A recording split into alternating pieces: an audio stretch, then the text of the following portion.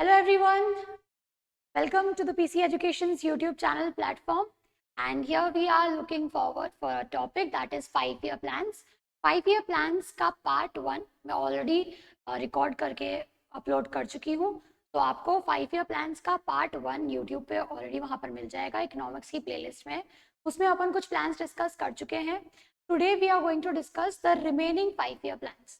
तो हमने उस लास्ट लेक्चर में 6 5-year plans तक पढ़ लिया था. In this lecture we are going to continue from the 7th 5-year plan. Fine. So let's just look at the plans that we studied. First, second, third, 5 is the 6th one. This was the last slide that we had. 6 5-year plan हमने last पढ़ा था, and now in this lecture we are going to study about the 7th 5-year plan. This 7th 5-year plan talks about what? Give me a minute.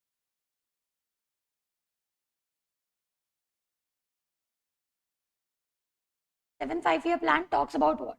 तो 7th 5-year plan 1985 से 1990 में चला. 1985 से 1990 क्यों? क्योंकि इसके पहले वाला प्लान 80 to 85 चला था. तो 80 to 85 वाला प्लान पूरा कंप्लीट हुआ. दैट वाज द टाइम जब हमारा टारगेट था poverty eradication. Indira Gandhi was the PM at that time and she initiated second phase of nationalisation. ये हुआ था पिछले प्लान में. टॉकिंग अबाउट दिस प्लान, तो 85 से 90 के टाइम पर इंडिया की इकोनॉमिक सिचुएशन बहुत खराब होने वाली है. Fine. What is happening now? The target, सबसे पहले तो target this is important. Food grain का आउटपुट बढ़ाना, एम्प्लॉयमेंट बढ़ाना and to raise the productivity, this was the target. Clear? Now the private sector was given precedence over the public sector this time for the very first time. इससे पहले जो government का major motive था वो ये चल रहा था कि जितनी भी जो एंटरप्राइजेस हैं या जो लाइसेंसेस हैं वो गवर्नमेंट के हाथ में रहने चाहिए. And majorly they were focusing on nationalisation of इधर एनी पब्लिक सेक्टर अंडरटेकिंग और एनी काइंड ऑफ बैंकिंग. तो वो सारी चीजें पब्लिक सेक्टर पर ज्यादा इंक्लाइन थी. But when you are talking about the 7th 5-year plan, तो इस प्लान तक आते आते the government's preference has changed. The government is now looking forward towards enhancing the private sector so that they can participate in the economy more. Fine. So that is the first time that it is happening कि private sector पर ज्यादा focus किया जा रहा है, वहां पर ज्यादा पावर देने की कोशिश की जा रही है. 1991 से 1992 में there was the third and the last planning holiday that was happening. Now see, 1985 से 90 ये प्लान चला. 5 साल तक जब ये प्लान चला, इस प्लान के टाइम पर इंडिया का सिनेरियो इस प्लान के एंड होते होते इकोनॉमिक सिचुएशन जो है काफी ज्यादा वीक हो गई थी. और इसी वजह से 1991 से लेकर 1992 के बीच में there was no 5-year plan. Again this was the planning holiday. This is not the first time कि प्लानिंग हॉलिडे हो रहा है, लेकिन इससे पहले 2 बार और प्लानिंग हॉलिडे हो चुका है. तो फर्स्ट लेक्चर में जो इसका पार्ट 1 था हमने पढ़ा था कब प्लानिंग हॉलिडे हुआ है.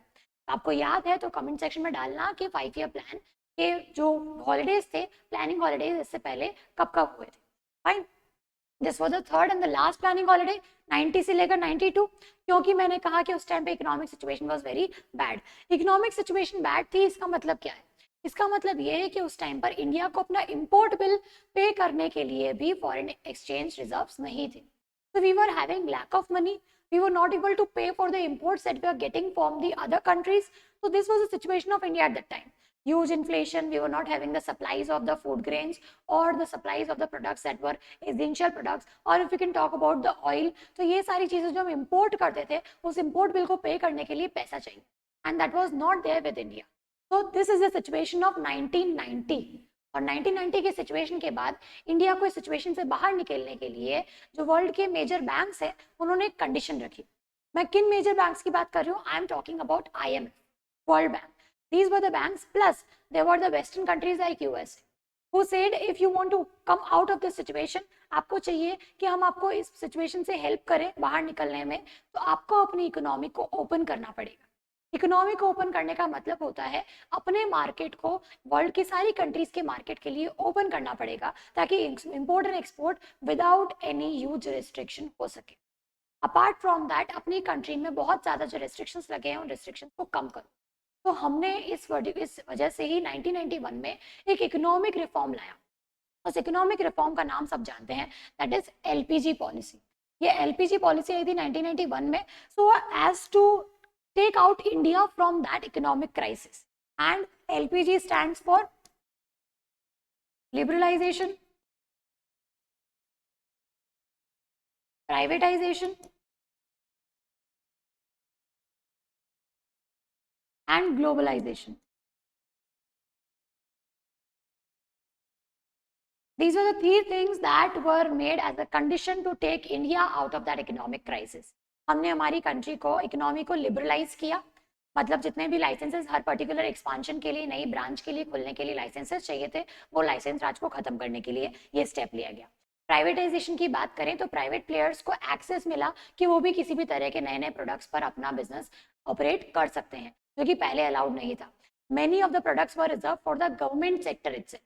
तो प्राइवेटाइजेशन की बात करें तो government gave permission to the private players as well so as to compete in the market, so as to operate in the market. This was privatization. And when you're talking about globalization, so with globalization what the government did, and it was about अपनी economy को open करना इस तरह से कि बाहर से आप इंपोर्ट कर सको और यहाँ से एक्सपोर्ट कर सको.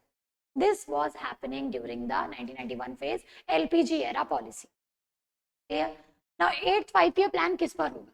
अभी हमने देखा कि एलपीजी 1991 में आया, 1992 तक there was this planning holiday, मतलब 1992 तक तो कोई प्लानिंग हॉलिडे है ही नहीं, 2 साल तक there is a break of planning holiday. तो उसके बाद हम बहुत बड़ा रिफॉर्म लेकर आए कंट्री में. तो ये सिर्फ कहने की बातें नहीं थी, you are not talking about making it on books itself. तो ये ऑन पेपर्स नहीं, इसको इम्प्लीमेंट करना पड़ेगा. तो 8th 5-year प्लान का मेजर फोकस एक ही है कि लिबरलाइजेशन, प्राइवेटाइजेशन और ग्लोबलाइजेशन को एक्चुअली इम्प्लीमेंट कैसे करना है, उसे एग्जीक्यूट कैसे करना है, वो 5 साल का गोल बन गया. Clear? Target is LPG policy implementation. 1993 में there was a new bank of India which got merge into PNB bank. आज की डेट में पीएनबी क्या है? एक पब्लिक सेक्टर बैंक है. Fine. This plan was a successful plan क्योंकि इस टाइम पर हमने इस पॉलिसी को इंप्लीमेंट करने पर पूरी तरह से ध्यान दिया था. फाइन. तो this plan became a successful plan with an annual growth of 6.8% compared with an aim of 5.6%. तो हमारा एम था कि हम 5.6% की टारगेट को अचीव करेंगे, लेकिन we achieve 6.8% target. That means 8th 5-year plan काफी सक्सेसफुल प्लान था. Fine. Outcome of the growth in exports and imports, क्योंकि ग्लोबलाइजेशन, लिबरलाइजेशन, प्राइवेटाइजेशन बढ़ गया है, प्राइवेट प्लेयर्स को परमिशंस मिली है, ग्लोबल मार्केट से आप अपनी इकोनॉमी को ओपन करना चाहते हो, तो अभी क्या हो रहा है? At this time import and export बढ़ेंगे ही बढ़ेंगे. ऑब्वियसली ओवरऑल ट्रेड जो करंट अकाउंट डेफिसिट है इनका, उसमें क्या हुआ? इंप्रूवमेंट हुआ. We are moving towards the 9th 5-year plan that happened in 1997 to 2002. क्योंकि 1997 ये प्लान कहां से कहां तक चला था? 1992 से लेकर 1997, क्योंकि 92 से पहले क्या था?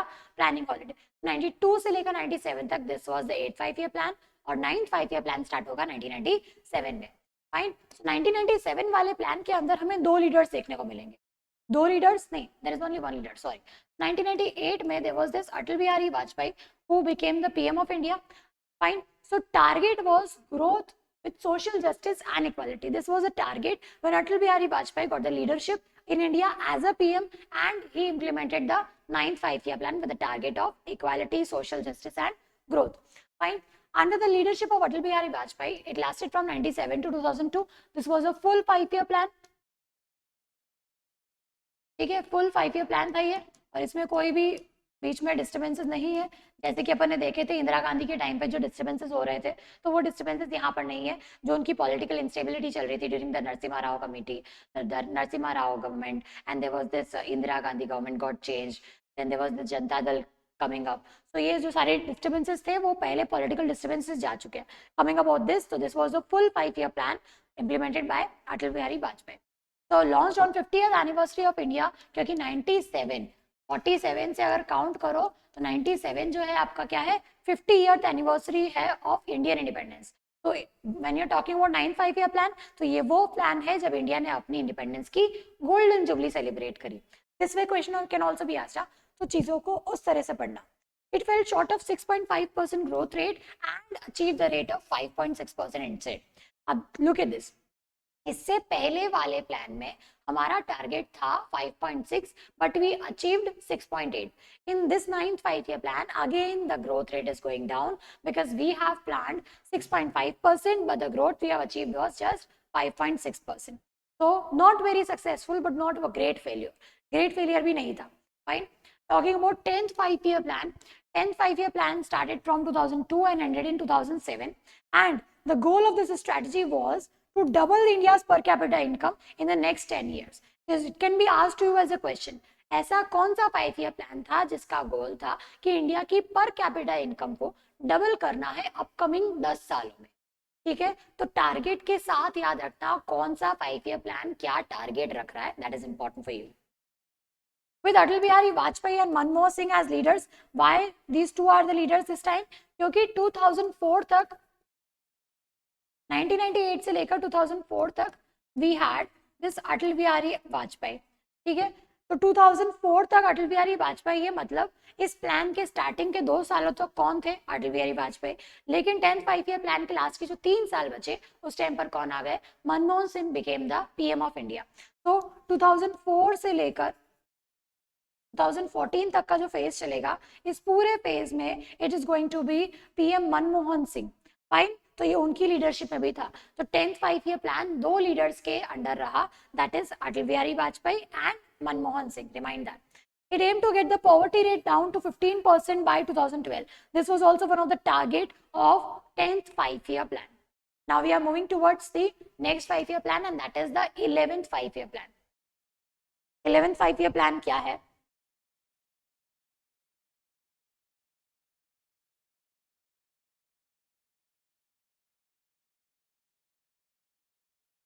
Okay, 11th 5 year plan में we have Manmohan Singh as the PM, जो अपन ने भी डिस्कस किया. And this time the target was inclusive growth. ठीक है, इंक्लूसिव एंड सस्टेनेबल डेवलपमेंट. तो सबको साथ में लेकर डेवलपमेंट होना चाहिए. This was the growth during the 11th 5 year plan. This was a target. Fine. The main focus of this conference was rapid and more inclusive growth. This is all about 11th 5 year plan. इसमें यही significant था, इसलिए मैंने लिखवा दिया. This plan continued till 2012. लेकिन अभी मनमोहन सिंह का टेन्योर कहाँ तक है? 2014 तक है. तो वो नया 5 ईयर प्लान ऑब्वियसली स्टार्ट करेंगे. तो इन्होंने नया 5 ईयर प्लान स्टार्ट करा, that was 12th 5 year plan. And 2012 से लेकर 17 तक that plan continue. But I told you Manmohan Singh का टेन्योर कब खत्म हो रहा है? 2014 में ही खत्म हो रहा है. तो किसी भी प्लान का गवर्नमेंट से लेना देना एक्चुअली तो नहीं होता है. प्लान तो चलते ही रहते हैं. ठीक है, that happens. But when you are talking about the government change, this time something new was happening.